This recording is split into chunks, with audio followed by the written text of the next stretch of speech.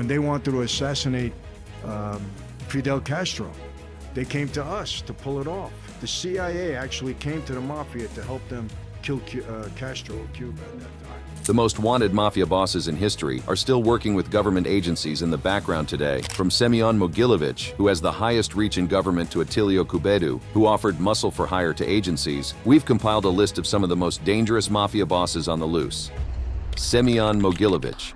In the pantheon of organized crime, there exists a figure so powerful, so untouchable, and so dangerous that even seasoned FBI agents speak his name in hushed tones. Simeon Mogillovich, known throughout the criminal underworld as the boss of bosses, represents the absolute pinnacle of what organized crime can achieve when it operates without boundaries, without conscience, and without fear of consequences. Born in Ukraine but raised in the brutal school of Soviet-era criminality, Mogillovich didn't just climb the ladder of organized crime, he rebuilt it entirely, creating a new model of international criminal enterprise that would make traditional mafia families look like corner store operations. This 78-year-old criminal mastermind has spent decades constructing what intelligence agencies consider to be the most sophisticated and dangerous criminal network in human history. The FBI has had Mogillovich on their 10 most wanted fugitives list since 2009, not for some petty neighborhood dispute or simple murder, but for orchestrating fraud, money laundering, and racketeering operations on a scale that boggles the mind. We're talking about a man who has allegedly stolen hundreds of millions of dollars, manipulated stock markets, and corrupted officials in dozens of countries across multiple continents. What makes Mogillovich particularly infuriating to law enforcement is his brazen contempt for international justice. While other criminals hide in caves or remote compounds, this man lives openly in Moscow, protected by Russia's strategic decision not to maintain an extradition treaty with the United States. He walks the streets freely, conducts business openly, and essentially thumbs his nose at every law enforcement agency in the world that wants to see him behind bars. The Solntsevo gang, which Mogillovich leads with iron-fisted authority, isn't your typical criminal organization. Mogillovich's criminal resume reads like a masterclass in international crime. He's been linked to massive fuel tax frauds that cost governments hundreds of millions in lost revenue, sophisticated money laundering schemes that have cleaned billions in dirty money, and arms trafficking operations that have potentially destabilized entire regions. His network has been connected to everything from human trafficking to cybercrime, from political corruption to corporate espionage. Intelligence sources suggest that even in 2025, he continues to orchestrate criminal operations from his Moscow stronghold. He's like a spider sitting in the center of a web that spans from Eastern Europe to the Americas, from Asia to Africa. When Mogillovich moves, entire criminal ecosystems respond. As long as Simeon Mogillovich remains free and active, he stands as living proof that in our interconnected world, the right combination of money, corruption, and geopolitical protection can make even the most wanted criminals virtually untouchable. But if Mogillovich represents the ultra-modern, globalized face of organized crime, our next figure embodies something entirely different: the enduring power of ancient criminal traditions that refuse to die. Giovani Motici. In the sun-scorched hills of Sicily, where ancient olive groves cast long shadows over secrets that have been buried for generations, there walks a ghost from organized crime's most notorious era. Giovani Motici, a key figure in the legendary Cosa Nostra, has been a fugitive since 1998, wanted for murder, mafia association, and organizing the assassination of Prefect Carlo Alberto Dalla Chiesa. But this is no ordinary fugitive. This is a man who represents the unbroken chain of Sicilian criminal tradition, a living link to the golden age of mafia power when men like Toto Riina ruled Sicily like medieval warlords. For over 2 decades, Motici has managed to evade capture while remaining active in the very organization that law enforcement agencies once believed they had dismantled. His story is not just one of criminal longevity, but of institutional failure on an epic scale. Motici's criminal career began during what historians now call the Years of Lead, a period when Sicily was essentially a war zone between competing mafia families and between the mafia and the Italian state. He was a close ally of former boss Toto Riina, the man who turned Cosa Nostra into a military organization capable of challenging the Italian government directly. The assassination of Prefect Carlo Alberto Dalla Chiesa, one of the crimes for which Motici is wanted, wasn't just another mob hit. It was a declaration of war against the Italian Republic. Dalla Chiesa was no ordinary official. He was a man who had dedicated his life to fighting organized crime, a symbol of the state's determination to bring the rule of law to Sicily. When the mafia killed him, they were sending a message that no one was safe, that no position was too high, no protection too strong to shield someone from their vengeance. For more than 2 decades, this man has lived as a ghost in plain sight, moving through communities where his presence is known but never acknowledged, protected by networks of loyalty and fear that have been generations in the making. Intelligence sources suggest that Motici has maintained his position within Cosa Nostra through a combination of strategic thinking and ruthless violence. While Motici represents the traditional mafia's focus on honor, territory, and political assassination, our next criminal takes us into an entirely different realm of organized crime. Ailio Kubedu. On the rugged mountainous island of Sardinia, where ancient traditions die hard and the code of vendetta still echoes through stone villages perched on impossible cliffs, there operates one of Europe's most enduring and terrifying criminal figures. Ailio Kubedu, now 76 years old, is a member of the notorious Sardinian kidnapping syndicate known as Anonymous Sequestri, and he remains wanted for his role in high-profile kidnappings during the 1980s, including that of Cesare Peruzzi. But to understand Kubedu's significance, you must first understand that he represents something far more sinister than a simple criminal. He embodies an entire economy of terror that once held all of Italy hostage. During the 1980s, Sardinia became synonymous with a particular brand of horror that made international headlines and terrorized wealthy families across Europe. The Anonymous Sequestri wasn't just a criminal organization, it was a highly sophisticated kidnapping industry that turned human misery into massive profits with assembly line efficiency. They didn't simply snatch people off the streets, they conducted detailed surveillance, analyzed family finances, studied police response patterns, and executed kidnappings with the precision of military operations. Kubedu's involvement in these operations wasn't that of a mere foot soldier or muscle for hire. Intelligence reports suggest he was one of the key architects of the Sardinian kidnapping machine, helping to develop the tactical approaches and organizational structures that made these crimes so devastatingly effective. The kidnapping of Cesare Peruzzi, for which Kubedu remains wanted, wasn't just another crime. It was part of a reign of terror that fundamentally changed how wealthy families lived their lives throughout Europe. But perhaps what makes Kubedu most remarkable is his longevity. At 76 years old, he represents a direct link to an era when organized crime operated with a brazenness that seems almost incomprehensible by today's standards. While modern criminals try to maintain low profiles and avoid publicity, the Sardinian kidnappers of the 1980s operated in the full glare of international media attention, essentially challenging entire nations to stop them. Kubedu remains a significant figure in Sardinian organized crime, which suggests that despite his advanced age, he continues to wield influence and possibly coordinate criminal activities. This raises disturbing questions about the evolution of Sardinian organized crime. Ailio Kubedu's continued status as both wanted and active represents more than just another fugitive from justice. He embodies the persistence of criminal traditions that have survived decades of law enforcement pressure and continue to evolve and adapt to new circumstances. Where Kubedu represents the brutal simplicity of turning human terror into profit through kidnapping, our next figure operates in a far more complex and politically charged arena. Ronaldo Granella. In the chaotic, labyrinthine streets of Naples, where ancient Greek foundations support modern criminal empires, and where the line between legitimate business and organized crime blurs into complete invisibility, there operates one of Italy's most enduring and mysterious criminal figures. Ronaldo Granella, wanted since 2002 for mafia-type criminal conspiracy, murder, and extortion, is linked to the murder of Giacomo Frattini and the assassination of policeman Antonio Amaturo in 1982. The Camorra, unlike its more famous Sicilian cousin Cosa Nostra, has never been a single unified organization. Instead, it's a confederation of competing and sometimes cooperating criminal groups that have turned the Naples region into what many observers consider to be Europe's most criminalized territory. Within this chaotic ecosystem, Granella emerged as a figure of particular significance, someone capable of bridging different factions and coordinating activities across traditional territorial boundaries. What makes Granella particularly intriguing to intelligence analysts is his documented connection to providing logistical support to the Red Brigades, Italy's most notorious left-wing terrorist organization. This connection reveals something crucial about the nature of modern organized crime: its willingness to transcend ideological boundaries when profit and mutual benefit are involved. While the Red Brigades claimed to be fighting against capitalist oppression, they had no problem accepting help from capitalist criminals when it served their tactical needs. The murder of Giacomo Frattini,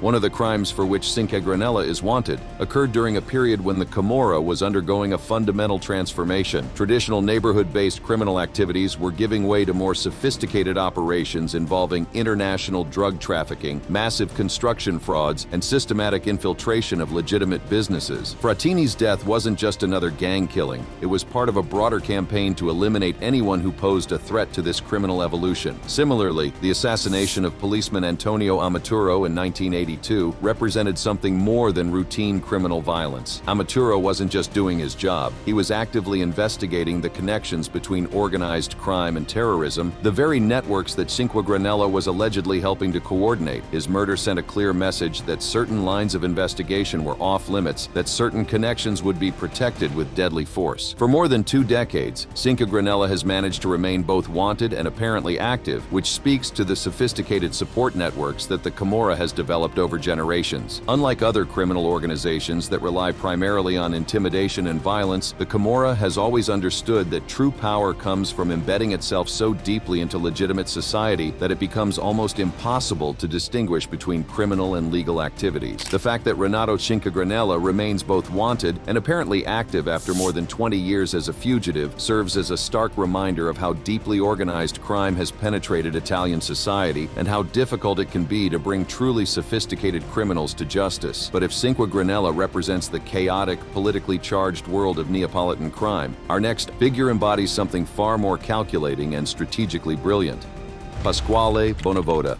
In the sun-baked hills of Calabria, where ancient traditions merge seamlessly with cutting-edge criminal innovation, there operates one of Europe's most dangerous and sophisticated crime bosses. Pasqual Bonavota, wanted since 2018 for Mafia-type association and complicity in aggravated murder, has invested heavily in drug trafficking operations in Rome, representing the new face of the 'Ndrangheta, an organization that has quietly become the most powerful criminal network in the world, while maintaining the ancient codes and family structures that have protected it for centuries. Bonavota embodies this evolution perfectly. Unlike the old-school mafia bosses who ruled through intimidation and local control, he represents a new breed of criminal entrepreneur who understands that in the modern world, true power comes from controlling supply chains, managing international networks, and moving seamlessly between the criminal and legitimate economies. His heavy investments in drug trafficking operations in Rome demonstrate exactly this kind of strategic thinking, understanding that controlling distribution in major urban markets is far more profitable than traditional territorial control. What makes the 'Ndrangheta, and by extension Bonavota, so dangerous is their unique organizational structure. Built around blood families rather than traditional criminal hierarchies, the 'Ndrangheta has proven virtually impossible for law enforcement to penetrate. You can't flip a family member the way you might turn a business associate. This blood-based loyalty system, combined with their deliberate avoidance of publicity, has allowed them to operate with a level of security that other criminal organizations can only dream of achieving. Bonavota's wanted status since 2018 for complicity in aggravated murder reveals the violent underpinnings that support the 'Ndrangheta's business empire. While they prefer to operate quietly, they maintain their market position through the same methods that criminal organizations have always used: the systematic elimination of competitors, the intimidation of potential witnesses, and the corruption of officials who might pose a threat to their operations. But what distinguishes Bonavota from traditional mafia figures is his apparent understanding of modern criminal economics. Drug trafficking today isn't about controlling street corners or intimidating local dealers. It's about managing global supply chains that stretch from the coca fields of Colombia to the ports of Europe, from the banking centers of Switzerland to the money laundering operations of the Caribbean. Bonavota remains a key figure in the 'Ndrangheta's operations, which suggests that even as a fugitive, he continues to exercise significant influence over one of the world's most powerful criminal organizations. This raises disturbing questions about the 'Ndrangheta's organizational resilience and their ability to maintain operations, even when key figures are forced underground. Yet for all of Bonavota's sophisticated European criminal entrepreneurship, our next figure operates on an entirely different scale of ambition and violence. Liborio Barney Balomo. In the shadowy world of New York's organized crime families, one figure stands above all others as the embodiment of criminal evolution and institutional memory. Liborio Barney Balomo, the current boss of the Genovese crime family, represents something increasingly rare in American organized crime: a leader who has not only survived decades of law enforcement pressure, but has actually strengthened his organization's position while remaining virtually invisible to the public eye. The Genovese family, under Balomo's careful stewardship since approximately 2005, has earned the distinction of being considered the most powerful and sophisticated crime family in America today. This isn't merely a matter of numbers or territorial control, it's about organizational structure, operational security, and the kind of strategic thinking that has allowed the Genovese organization to thrive while other families have been decimated by prosecutions, internal conflicts, and the changing nature of American society. Balomo's approach to leadership represents a masterclass in modern criminal management. Unlike the flashy, publicity-seeking bosses of previous generations who courted media attention and public notoriety, Balomo has made invisibility his greatest weapon. He maintains such an extraordinarily low profile that most Americans couldn't pick him out of a lineup. Despite his position atop one of the most powerful criminal organizations in the country, the family's traditional strength in loan sharking has evolved under Balomo's leadership into something far more sophisticated. Modern Genovese loan sharking operations don't just target desperate gamblers and small business owners, they've developed complex financial instruments that compete with legitimate lending institutions, offering credit to borrowers who can't qualify for traditional bank loans while charging interest rates that would make payday lenders blush. Their gambling operations have similarly evolved beyond the traditional numbers games and sports betting that characterized earlier generations of organized crime. The Genovese family has adapted to the digital age, developing online gambling platforms, cryptocurrency-based betting systems, and sophisticated money laundering schemes that take advantage of the regulatory gaps in America's patchwork of gambling laws. The family's fraud operations under Balomo have achieved a level of sophistication that rivals legitimate corporations. These aren't simple protection rackets or shakedown operations. They're complex schemes involving healthcare fraud, construction industry manipulation, labor union corruption, and tax evasion strategies that require teams of accountants, lawyers, and financial experts to execute properly. What makes Balomo particularly dangerous from a law enforcement perspective is his apparent understanding that the modern American mafia's greatest threat isn't rival families or street violence. It's federal prosecutors armed with RICO statutes and sophisticated surveillance technology. His response has been to create an organization so decentralized and compartmentalized that removing any single individual, even himself, wouldn't significantly damage the overall structure. While Balomo has perfected the art of invisible leadership in New York's established crime families, our next figure represents a different approach to modern mafia management. Domenico, Italian Dom, Safalu.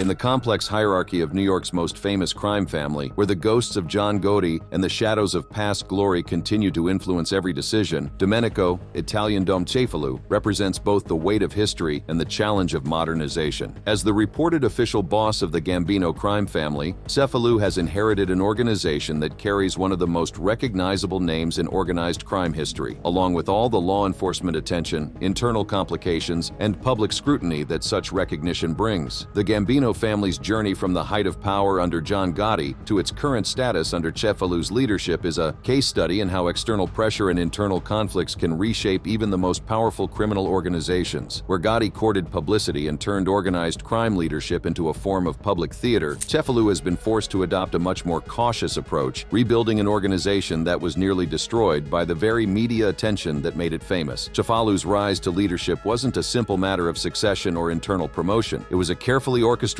process of organizational reconstruction that required him to navigate complex relationships with both active family members and law enforcement agencies that had spent decades studying every aspect of Gambino operations. His position as official boss represents not just personal achievement, but the family's determination to maintain its identity and operations despite decades of prosecutorial pressure. Under Safalu's leadership, the Gambino family has maintained its involvement in traditional organized crime activities, but with a level of caution and operational security that would have been unthinkable during the Gotti era. Their extortion operations have become more sophisticated and selective, targeting businesses and individuals who are less likely to cooperate with law enforcement and more likely to view criminal taxation as simply another cost of doing business. The family's racketeering activities have similarly evolved to take advantage of regulatory gaps and enforcement limitations in modern American business. Rather than the crude protection rackets of earlier generations, modern Gambino racketeering operations often involve complex schemes that blur the lines between criminal enterprise and legitimate business consulting, making prosecution significantly more difficult. The relationship between Safalu and his acting boss, Lorenzo Manino, represents a modern adaptation of traditional mafia leadership structures, where ceremonial authority is separated from operational responsibility to provide additional layers of protection against law enforcement penetration. This division of labor allows Safalu to maintain overall strategic control, while Manino handles the day-to-day management decisions areas that are more likely to attract prosecutorial attention. While Safalu manages the complex challenges of leading America's most famous crime family, our next figure operates in the more practical realm of day-to-day criminal operations, where strategic decisions must be implemented through careful management of street-level activities. Lorenzo Manino. In the intricate chess game of modern organized crime management, where every move is scrutinized by federal agents and every decision could trigger a major investigation, Lorenzo Manino occupies one of the most challenging and dangerous positions in the American criminal hierarchy. As the acting street boss of the Gambino crime family under Domenico, Manino represents the operational face of an organization that must balance the maintenance of criminal profitability with the constant threat of law enforcement infiltration and prosecution. Manino's role as acting boss is far more complex than traditional organized crime leadership positions. He serves as the crucial link between the family's ceremonial leadership and its street-level operations, translating strategic decisions into practical criminal activities while maintaining the layers of insulation that protect higher-ranking family members from prosecution. This position requires not just criminal expertise, but sophisticated management skills and the ability to operate under intense surveillance pressure. These aren't simple protection rackets or crude shakedown operations. They're sophisticated schemes that require detailed knowledge of industry practices, regulatory requirements, and competitive dynamics. The carding industry, in particular, offers organized crime groups opportunities to manipulate waste disposal contracts, control territorial competition, and extract profits from both legitimate businesses and municipal governments through a combination of superior organization and strategic intimidation. Recent racketeering indictments connected to these operations highlight both the profitability of Manino's management approach and the constant legal risks that modern organized crime leaders face. The federal government's ability to use RICO statutes to prosecute complex criminal enterprises means that successful organized crime operations inevitably attract the kind of investigative attention that can destroy entire criminal organizations. What makes Manino's position particularly challenging is the public nature of the Gambino family's operations. Unlike leaders of less famous crime families who can operate in relative anonymity, Manino's activities are constantly monitored by law enforcement agencies that have spent decades developing expertise in Gambino family operations. The evolution of Manino's role from traditional street boss to modern criminal executive reflects broader changes in how American organized crime families have adapted to contemporary law enforcement pressure. His position requires skills that would be valuable in any large organization: strategic planning, personnel management, operational oversight, and crisis management, combined with the unique challenges of operating in a completely illegal enterprise under constant government surveillance. While Manino navigates the complex operational challenges of running America's most famous crime family, our next figure operates in the even more shadowy realm of deliberate organizational ambiguity, where the very structure of leadership is designed to confuse and frustrate law enforcement efforts. Danny Leo.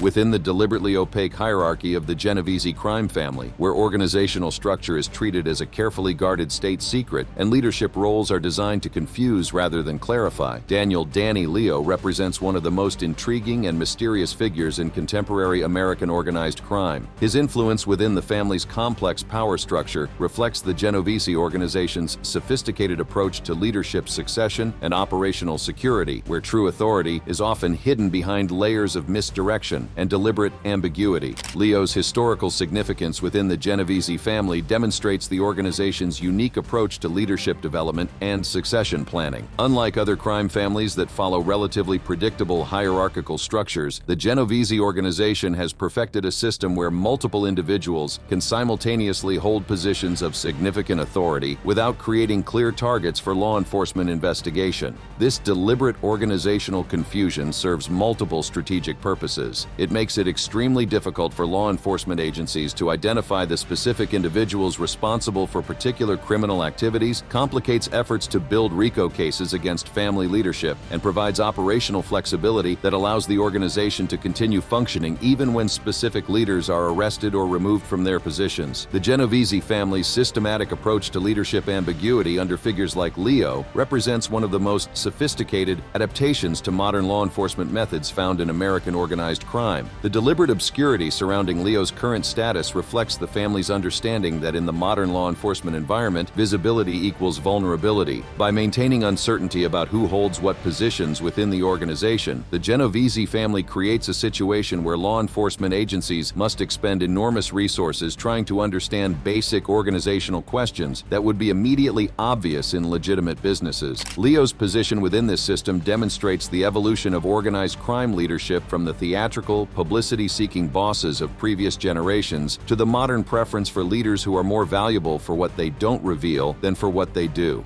His influence within the Genovese family is measured not by public recognition or media attention, but by his ability to coordinate complex criminal activities while remaining virtually invisible to law enforcement surveillance. While Leo perfects the art of invisible influence within America's most secretive criminal organization, our next figure operates in the chaotic, politically charged world of Mexico's organized crime, not as a mafia boss, but as a cartel leader.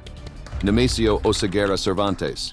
In the violent, sun-scorched territories of western Mexico, where the line between government authority and criminal control disappears entirely in vast stretches of lawless territory, there rules a man who has transformed drug trafficking from a criminal enterprise into something approaching a parallel state. Nemesio Oseguera Cervantes, known throughout the criminal world as El Mencho, leads the Jalisco New Generation Cartel, CJNG, and has become Mexico's most wanted criminal, involved in drug trafficking, murder, and kidnapping on an industrial scale. Unlike the drug lords of previous generations who were content to smuggle narcotics and collect profits, El Mencho has built something that resembles a criminal nation-state, complete with its own military forces, intelligence networks, and territorial control systems that rival those of legitimate governments. The CJNG, under his leadership, doesn't just traffic drugs. They control territory, collect taxes, provide security services, and even engage in what can only be described as conventional warfare against both rival cartels and government forces. What makes El Mencho particularly terrifying is the scale and sophistication of the violence he has unleashed across Mexico. El Mencho has evaded capture despite multiple arrests in the U.S. and deportation back to Mexico, demonstrating a level of strategic thinking and operational security that has frustrated law enforcement agencies on both sides of the border. Perhaps most disturbing is the way El Mencho has militarized his organization to an unprecedented degree. The CJNG maintains armed units that are better equipped and trained than many national armies. They possess military-grade weapons, armored vehicles, communication systems, and even their own intelligence capabilities. When Mexican military forces engage CJNG units, they're not fighting a criminal gang, they're fighting what amounts to a private army with professional military capabilities. The territorial control that El Mencho has established represents something new in the history of organized crime. Large portions of western Mexico are effectively under CJNG control, with the cartel collecting taxes, providing security, resolving disputes, and essentially functioning as the de facto government. In these areas, El Mencho's authority is more real and immediate than that of the Mexican state, creating a parallel governance system that operates entirely outside legal frameworks. Intelligence sources suggest that El Mencho has been particularly successful at corrupting government institutions at every level, from local police forces to federal agencies. The CJNG's corruption network reportedly extends into the highest levels of Mexican government, providing the organization with advance warning of law enforcement operations and protection for key figures like El Mencho himself. What makes El Mencho's continued freedom particularly galling to law enforcement is the resources that have been devoted to capturing him. The U.S. government has offered a $10 million reward for information leading to his arrest, making him one of the most wanted men in the Americas. Thanks for watching. Check out other cards on the screen.